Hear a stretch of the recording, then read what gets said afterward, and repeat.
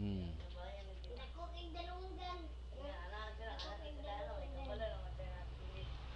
Okay. Balik ta. Klase ta.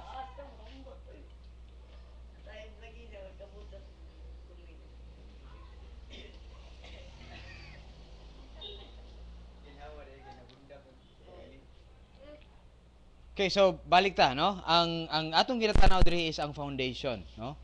If ang believer wala siya nakasabot regarding sa foundation, magbuhat siya gayang kaugalingong foundation, walay butang nga iyang ma-develop nga complex niya na, no? Dinha sa iyang production complex nga ginatanaw nato, it must have a very good foundation. No, ang very good foundation natong gitanaw diha is Jesus Christ, no?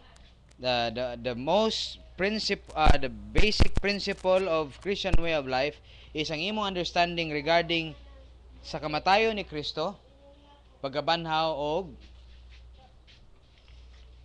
pagsaka dito sa langit. That's position, right? Remember ang concept regarding sa position nato diha kang Kristo. We think about that the very good foundation sa usa ka believer is that he must understand nga siya na position diha kang Kristo sa iyang death, burial, resurrection, and his ascension, seated at the right hand of the Father. He is in Christ all the way through sa iyang kinabuhi. Never change positionally. Okay? O kung nakasabot siya nga dili lang si Kristo ang namatay dinha kundi apil siya, no? Is identified. Gitawag na siya identify, o sa in other words, identification. Ha?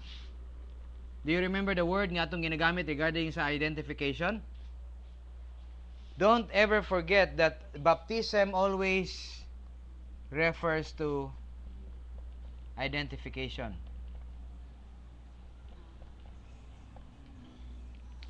We are baptized in His death, burial, resurrection, ascension, and session, seated at the right hand of the Father. And if this foundation sa inyong thinking is that ang always nga ginahuna-huna sa uban is the salvation as the foundation. If you are saved, then you can exactly do what Christ do. Not really true. Okay?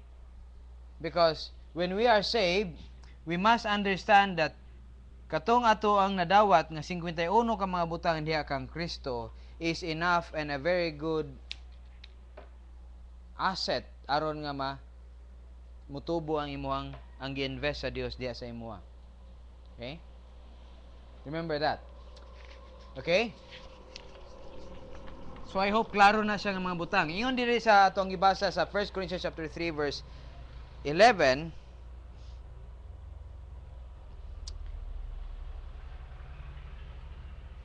Ingon ni Apostol Pablo, for other foundation can no man lay than that is laid. And tanaw na to ng word diha nga laid, if it is laid now, before, unsa na siyang klase nga laid diha ang ginatan-aw nato.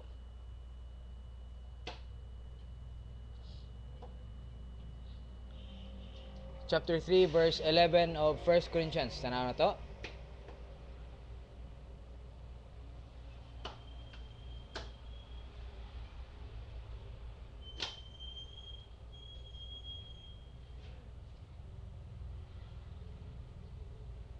The Greek word is tithemi or tithemi, and it's a verb aorist active infinitive. Okay? It's laid there and it is what? Sulod. Uy! Naade ay sila'y dala nga bebe.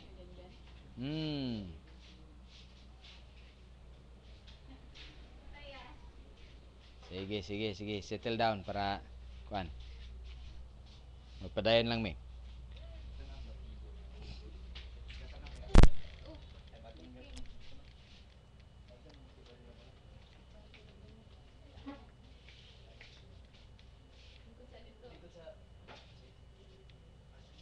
So ang foundation that is laid is there already, and it is aorist infinitive. Okay?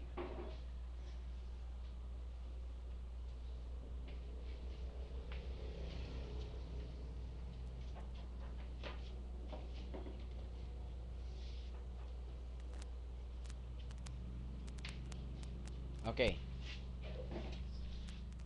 So si Jesus Christ is already laid diha sa ato ang foundation. Okay? Meaning that katong time nga nagtuo ka kan Jesus Christ, no? Na lay down na, no? Ingon ni Apostol Pablo, wala na mo'y laing i-lay down niya na. Wala na mo'y laing i-consider pa nga angay buhaton. It's there. Ang inyo lang buhaton is very good concept regarding sa atong understanding sa portfolio of invisible assets. Sa portfolio of invisible assets, it gives us very clear concept nga gihatag na tanan sa imuha, like you already have everything aron mapadayon nimo. And this is talking about the investment nga kinahanglan nimo patubuon. It's either you will use of the investment nga gihatag sa Dios sa imo or you will lay it waste. Okay? You will lay it waste.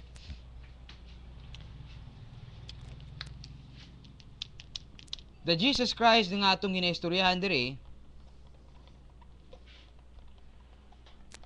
is the very concept mag-istorya po ni Apostol Pablo dito sa Galatians chapter 5 verse 20. You can remember Galatians chapter 5 verse 20. No, not 5. That's 2:20. Unsa may nakabutang dito? Oh, you have your Bible. You can open your Bible. Galatians chapter 2 verse 20. Kung wala pa mo kahinumdom niya na. And again, ibutang na siya mga nauna that there is a life really that you are living right now. Inyo ang kinabuhi. Kinsang kinabuhi ang inyong ginakinabuhi karon. Okay?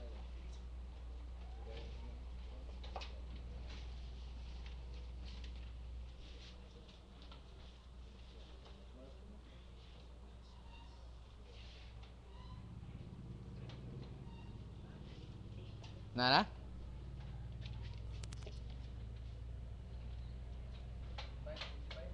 5:2 verse 20.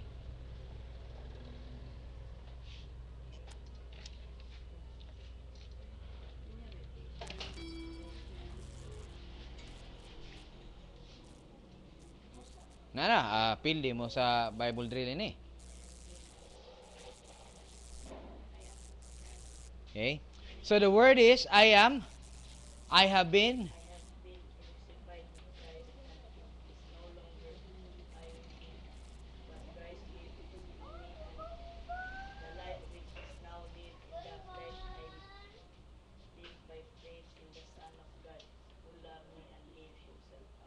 Okay, so I have been crucified with Christ. Yeah, you find out now that if you see about the foundation, don't think about Jesus Christ alone. You are there, identified in His death. Kung kana nga butang, dili pa na siya clear sa inyo, then you cannot grow up. Nothing will make it a point. Walay butang nga pwede nyo mabutang babaw niya nga foundation if you don't understand your position in Christ. Ingon niya, I have been crucified with Christ. That's you. That's me. And you have been crucified with Christ when? Kano sa man mo gilansang kauban ni Kristo? Katong time nga namatay siya dito sa cross? The answer is yes, pero giunsa man na pagbuhat sa atong Dios. Wa pa makagipanganak atong nga time. We call it retroactive positional death.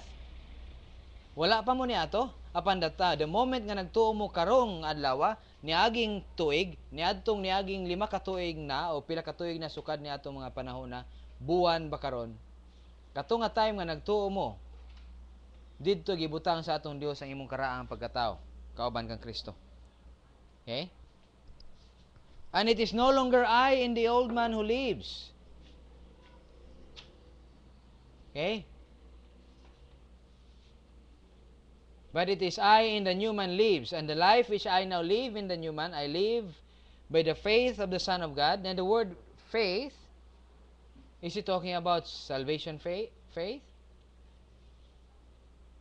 Unsa man isang klase nga faith nga atong istoryahan gani diri? Is the face to faith nga nagdala sa imong kinabuhi gikan sa time nga ikaw nagtuo kang Kristo until sa time nga moabot man ang kamatayon or moabot ang rapture kung asa may mauna niya ang duha. Okay?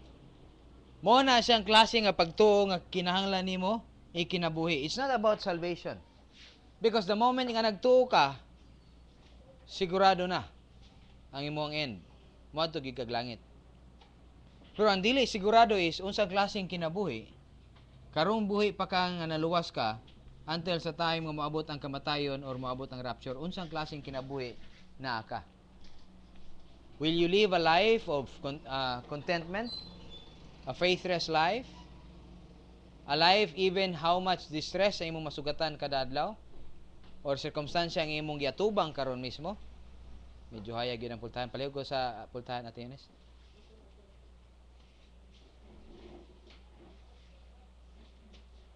Unsa man ang klase nga circumstansya nga naa ka, it will give you stability of the mind.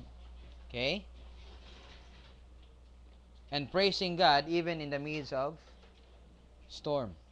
Can you do that? I don't know. Well, the new man can do it. Christ did it. Okay? Si Jesus Christ, nagbuhat siya ni Hana. Okay?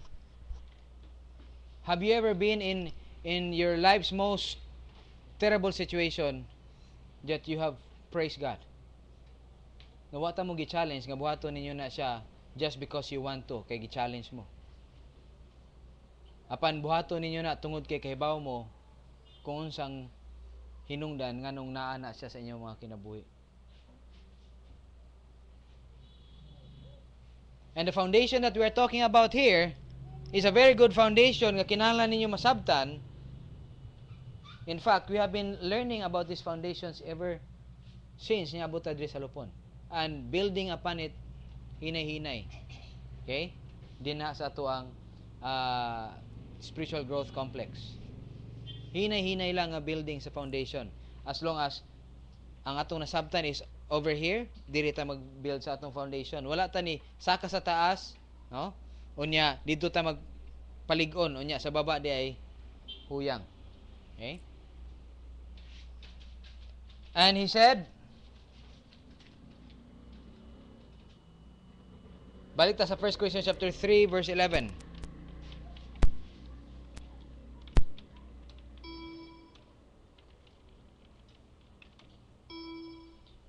Now, if any man build upon this, okay, kung kinsa man ang tao nga gusto mag-build over ini nga foundation, he is building either, he's talking about a gold, a silver, and a precious stones, and a wood, hay, and straw. Okay? Said, unsa man mo i-build upon yan nga foundation, iyang gilista. Gold, silver, precious stones, mga bililhong mga bato. Duha ka grupo sa mga binuhatan. And the other is wood. Sana kahoy. Unsa ang hay sa Binisaya? Dagami. Ang straw, unsa man ang straw? Dagami gyapon.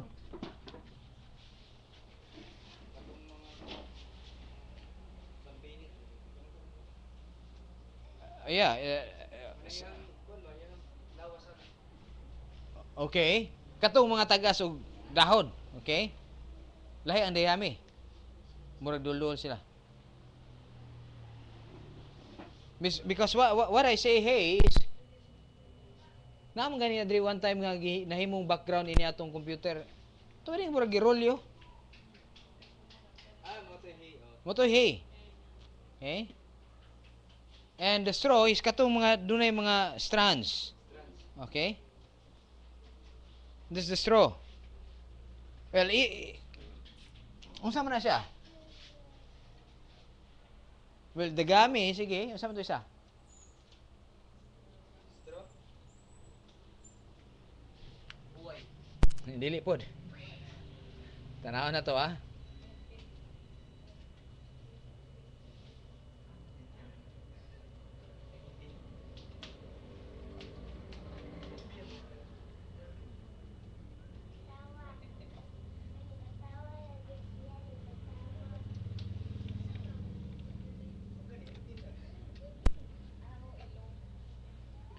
Uhot.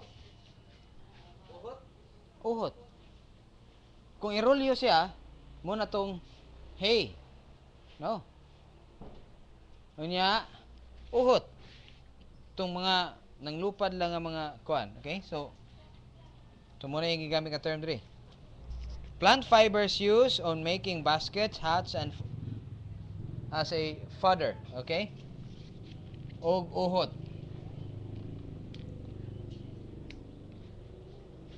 Alright. And then he continues to say, nag-ingon siya diri, every man's work, okay, every man's work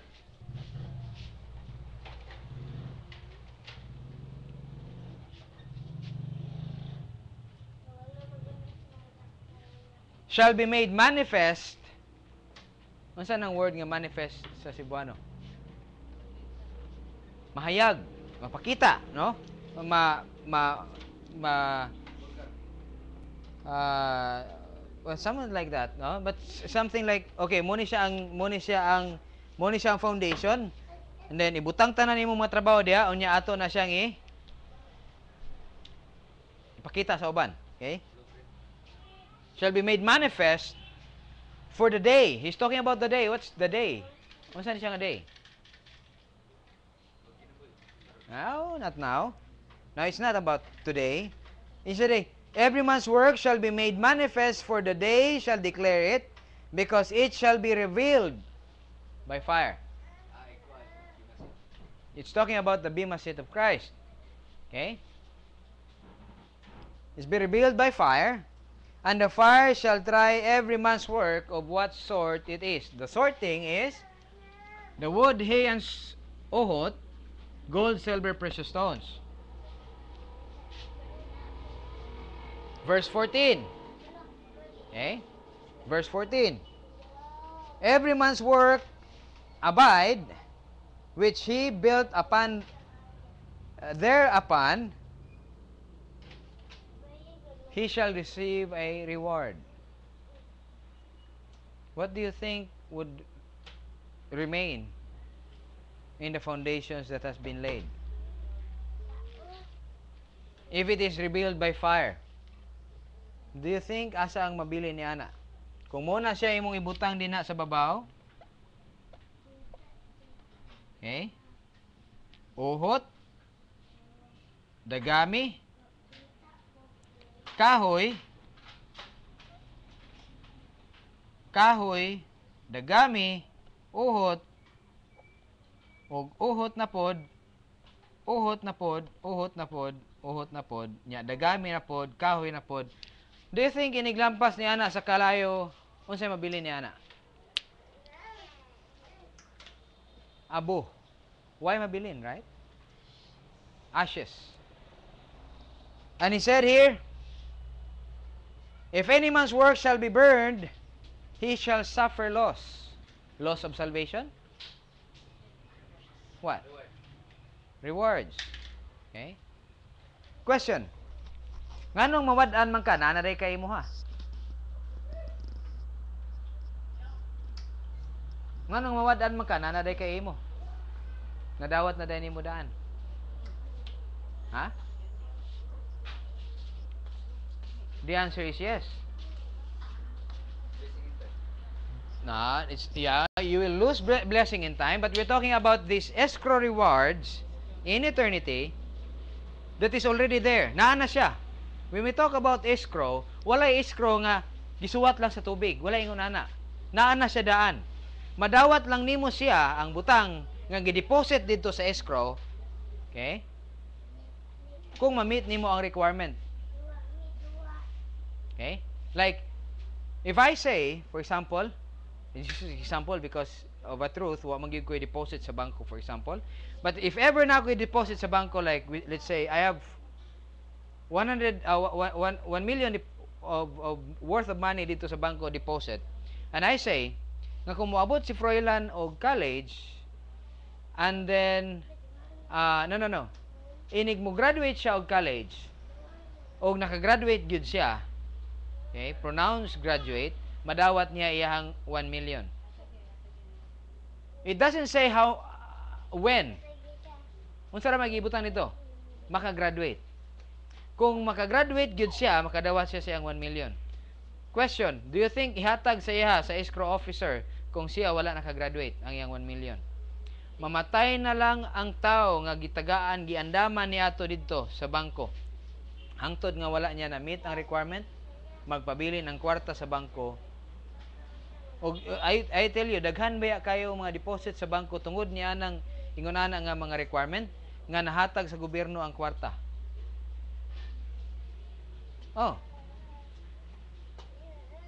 Nga naman, di man makuha ang basta mag-graduate siya sa college. If it is a 4-year course or a 2-year course, depende sa requirement. But it's talking about the requirement. Makagraduate siya. And he will receive a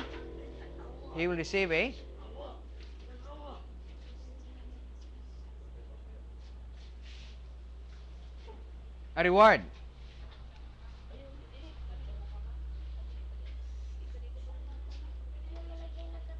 Hey.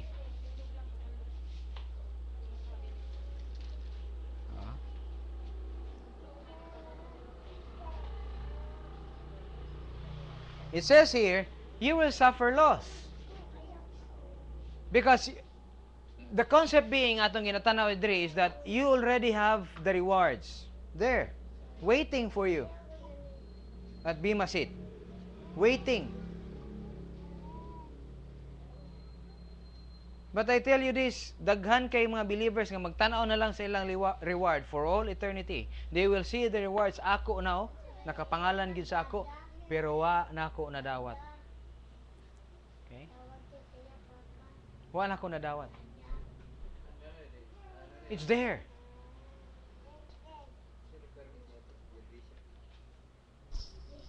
Becoming like Christ. Okay? And how many believers would receive their rewards? Do you think of the 100% believers, do you think dunay makadawat niya na 80%? Consider the situation karon. The spirituality of the church age believers. Tanawa ang atong mga kasimbahanan. Tanawa ang atong nation that says that we are a nation of Christian. Or a Christian nation, they say, which is dili man kita Christian nation. The only Christian nation in Asia. Okay? Muna ilang gingon. Sa tanan ba nga mga nagprofess nga sila Kristohanon, tanawa kung madawat baka nila na. Or maybe we will simply say, in your situation right now, kung maabot man ang rapture, will you receive your reward right now? Or you maybe just say maybe half of it makadawat ka sa imong reward? Okay.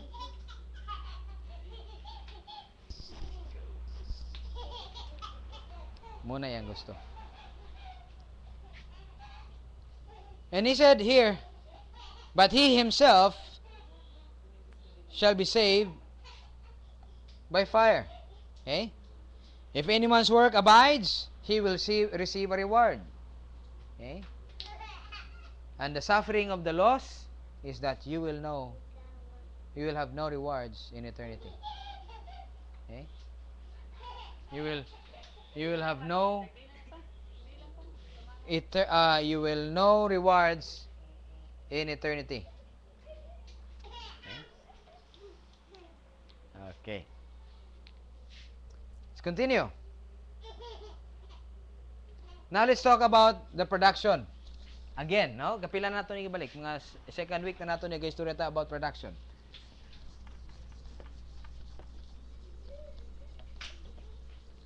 Atong ibutang ang duha ka side, the gold and the wood. Okay, mo man yung pagka-arrange, di ba? The gold and the wood. We're talking about a production that is based upon good works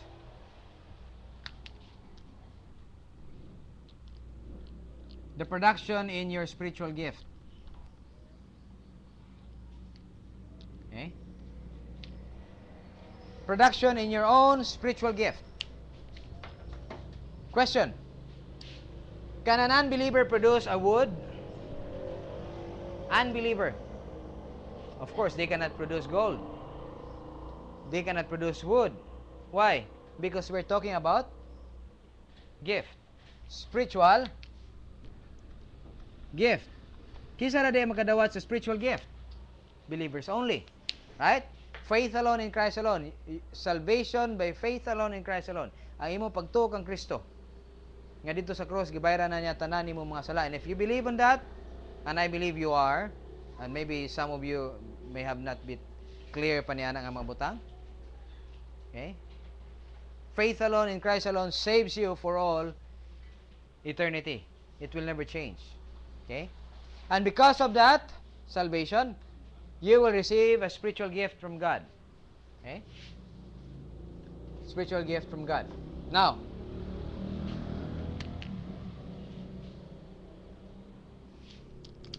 the production in your spiritual gift will produce either gold or wood. Question. Kano sa man makabuhat ang tao sa iyang spiritual gift? Kano sa magsugod? Sa time nga, naluwas gid siya. O gasa siya mag-end. Either moabot ang rapture o moabot ang kamatayon niya. Okay? Muna ang iyang time span. Another question. Sa unsang pamagi masabtan nato nga iyang gibuhat is gold o sa unsang pamagi masabtan nato nga iyang gibuhat is wood. Okay? Mahimo siyang gold kung kana siya gibuhat siya sa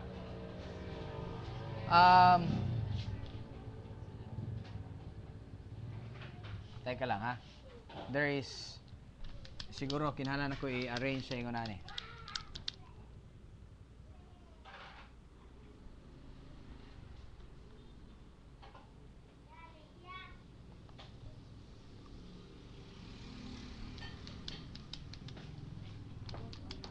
In every moment sa kinabuhi sa usa ka tawo nga usa ka believer hantod moabot man ang kamatayon or the rapture, tanto nag RIP diha para klaro. Okay? He can either produce wood or gold. Unsay requirement kung ang usa ka tawo makaproduce siya og gold? Number one is that kinahanglan ma-discover sa niya ang iyang spiritual gift.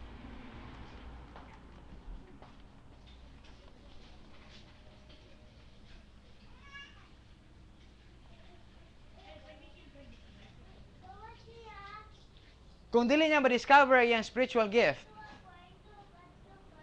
unya nagabuhat siya ni ana. Okay? Before kumanto ni ana. And how do you think nga mag-discover sa usa ka tawo ang iyang spiritual gift? Basta na lang, nahibalaan na lang niya muna na iyang gift. Ha? Pagtubo sa, no? Mutubo siya sa spirituano niya nga kinabuhi. Okay? Ako nang remind sa inyo daan nga katong dunay mga spiritual gift nga naga-pertain sa communication o leadership. Basically communication. Kato ang mga spiritual gift nga sayo nimo ma-discover. Apan katong mga dunay gift like services, ma-discover nimo na siya lately na sa imuhang kinabuhi. Late na. Okay? Alright. Ma-discover lang ni siya, pinagi sa imong pagtubo di espirituanong kinabuhi, pinagi usab sa hustong pagpanudlo sa pastor. Okay? Kay kung walay proper doctrine, then walay pagtubo nga espirituanon may tabo. Okay? Now, adto ta karon, if so be nga nasabtan nimo ang imuhang spiritual gift. Okay? Or bisag moingon ka, how about wa nimo nasabtan nimong spiritual gift? Unsa may tawag ni ana karon nga production? Pero nagabuhat ka. I mean, Lord, wa ko kabalo sa akong spiritual gift karon, but well, naay usa ka bakante diri nga trabaho nga akong trabahon. Okay? Unsa man na siya? Even though if it is your spiritual gift, okay? Kung imo gyud ang spiritual gift, ma-consider siya nga gold as long as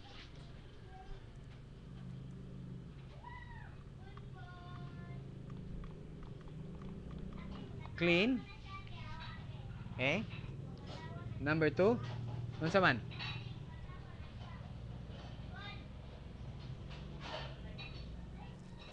Dunay yieldedness to God the Holy Spirit.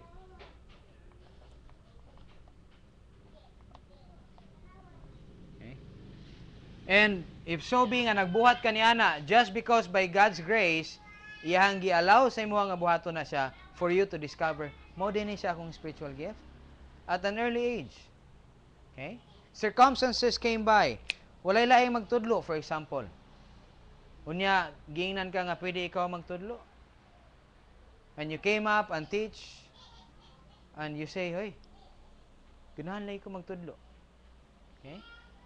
Maybe you have a gift of teacher. And during that time, because you understand how to be clean before God and how to yield yourself to God the Holy Spirit, you do it exactly as God wants you to do it. Okay? Maybe dili pagid kay ngunana ka maayo. It doesn't matter. Okay? It doesn't matter. You will still grow up. Okay?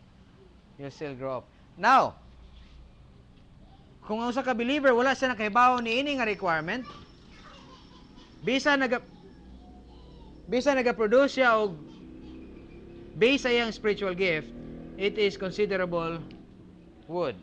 Okay? Muna siya. A wood, a hay, and a straw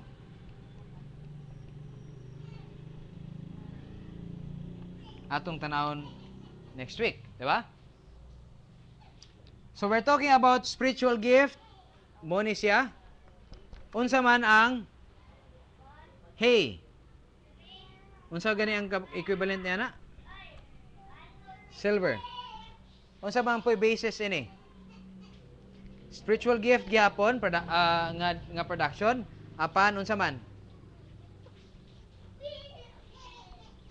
Dili imong spiritual gift, gift sa uban. Okay? Apan imong buhaton. Ngano man, wala pa may nagbuhat ni ana. Like for example, most often the gift of teacher niabot siya didto early because he wants to prepare sa iyang classroom. Ngano man, wala pa may spiritual gift sa helps. So he comes there, prepare niya ang classroom. Ang pastor po niadto siya sa iyang simbahan. Pag-abot niya dito, katag pa mga bangko, wala pa spiritual gift sa help. Moabot ang pastor dito og mang-arrange siya. That's what?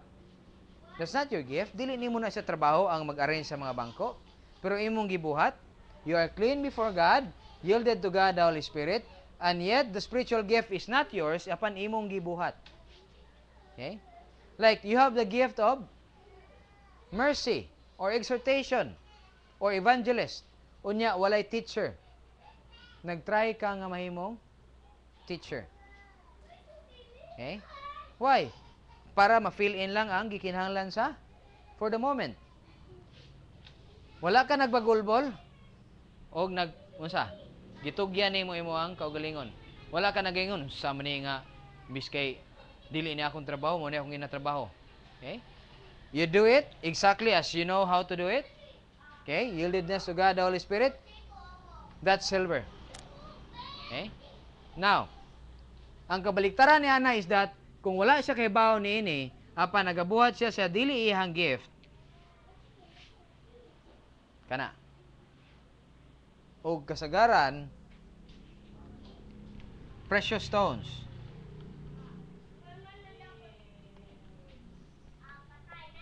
Kasagaran sa mga believers, ang wala nila nabantayan, nga ang precious stones is the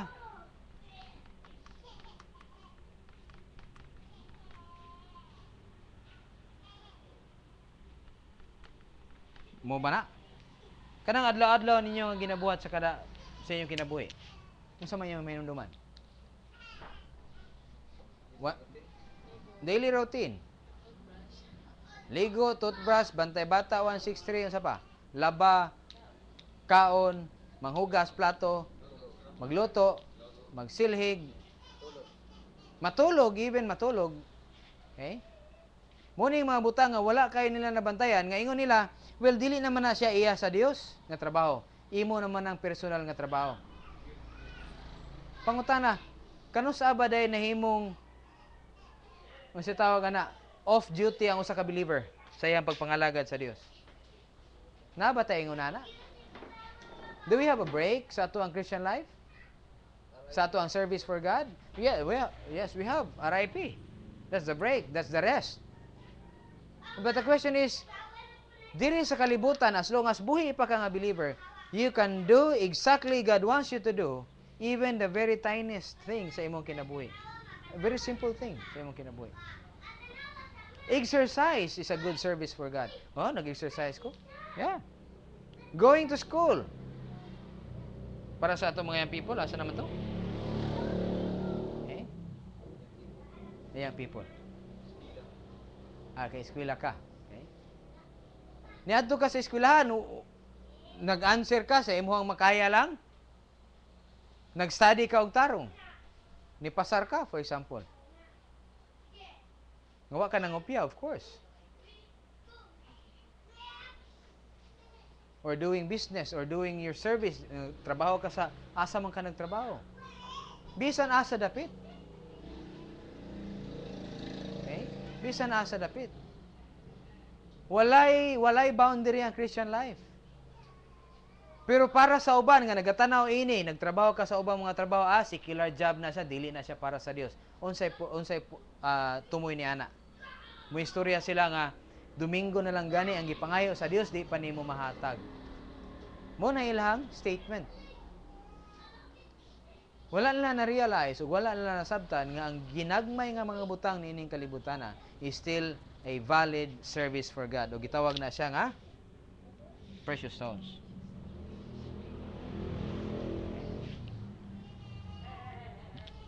Tanang precious stones, silver o gold can receive, kanin silang tulo, no? Kanin tulo. Will receive blessing in time. And this is escrow blessing in time. Doon na escrow rewards in eternity. Okay? Ngano gitawag gyapon na to escrow blessing in time? Ngana day daan atong blessing, nagaandam na? Pila ka book blessing nga wala natong dawat for the day, gahapon, karon. Sa moabutay nga oras gikan karon. We don't know. Okay? But this is only one thing I know. Once ka dunay good thing done in the right way, doon na gina siya blessing in time. Ayaw mo kasipyat ni ana. Di lang ninyo makitaan siguro dayon. Pero doon na gina siya blessing in time. Giandam na ba na siya sa Dios? Yes. From eternity past, naana na siya daan. Wala pa mo yung kalibutan na, giandam na niya. If ma-meet ang requirement, ihatag na siya sa imo. Ang nakapait lang, tungkol kay kasagaran sa blessing ato madunggan o mahibalaan is, katong mutingog diri sa bulsa. Okay? Or makitaan sa mata. Ang kasagaran nga wala nato nakitaan nga blessing is katong wala makitaan sa mata. Okay? Grasya man na, di ba? Is that the blessing? Kana makaginhawa ka? Okay? What's the blessing? Is that when you experience joy in the midst of adversity. Experience stable mind bisag unsa pa man ka kakapoy sa kinabuhi sa kalibutan. Nagtagilid na ang kinabuhi. Okay? It's kana bang gitawag na to? It's your journey, personal journey with God, discovering unseen things, blessing nga di niyo makita. Okay? Between you and the Lord. And most often, kasagaran ng mga tao nga nagaglory katong ilang nakitaan. Okay? Maybe it's about time to see the things nga dili niya makita. Okay? That's why we are always reminded of being alert and aware. Are you being blessed? Are you being cursed? Kana bang niabot sa imuhang atubangan karon as a circumstances of life? Is it a test or a temptation? Everything ang niabot sa imuhang atubangan, if it is about money or anything good, is it a test, a blessing, or a curse sa imong kinabuhi? Okay? You have to evaluate ini nga mga butang. Sa bago pa lang medyo lisod ni siya. Pero kung maanad na mo ini, I tell you, paspas ang production, paspas ang imuhang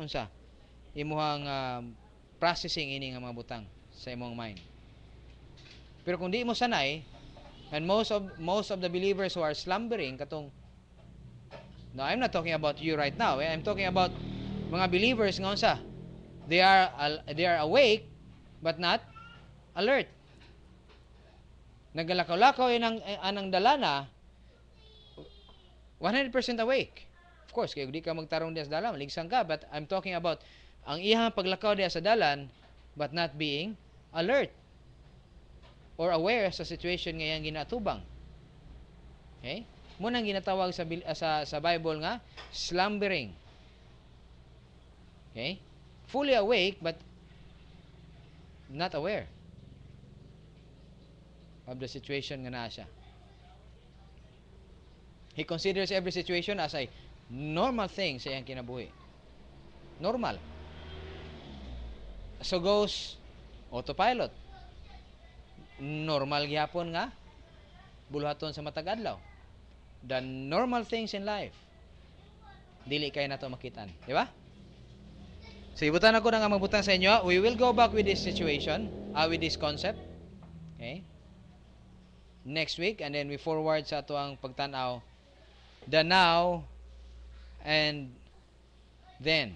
The now and then. We're talking about then as bimasit and eternity. Hapit na tamo man sa operation Morning Star. Pero medyo madugay-dugayan ta sa operation Nikki within nga mga pagtuon. Okay? Do you have question? Ayun lang mo pangutana para may kapoy. Okay? Alright, we will close our study karon. Let us pray. Father, we thank you for this opportunity. And we thank you, Father, that in every situation sa among kinabuhi, we can glorify your name. Tungod niini Amahan, madayag namo ang imuhang kahimayaan dinhi sa among mga kinabuhi. Pinagi sa pagbuhat Amahan sa mga tama nga mga butang sa insakto nga pamaagi. Doing it, Father, exactly as imuhang ginadesire kanamo, living in the from the source of the new man. And I pray, Father, nga sa mga tao nga na dinhi karon that they would become excited for the day that they have, even how much adversity ang pwede nila Amahan at tubangon for the day. They will be excited, Father, unsaon nila unsaon nimo pag-overcome ang sitwasyon nga naa sila karon. Simply putting on to every circumstances to your feet, allowing you to solve the problem and letting us discover kung unsaon ni Amahan nimo pagbuhat dinhi mismo sa amuang kaugalingong atubangan, sa among pananawan habang buhi pa kami Amahan. Makita na mo Amahan ang imuhang pagka Dios ug pagkagamhanan bisan pa man sa mga almost impossible na Amahan nga masulbad namo. And because of this, Father, we give you back all the glory and honor, and we thank you for your provision sa tanang mga butang ngayon mong giandam ka namo for the day. In Christ's name, amen. May nag-text.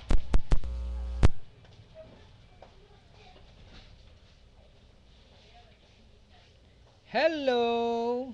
Hi! Kinsa man ni?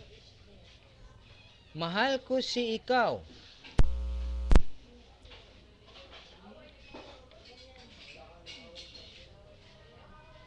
Kinsa man ni?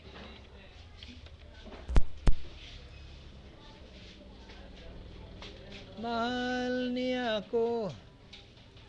Mahal ko rin siya.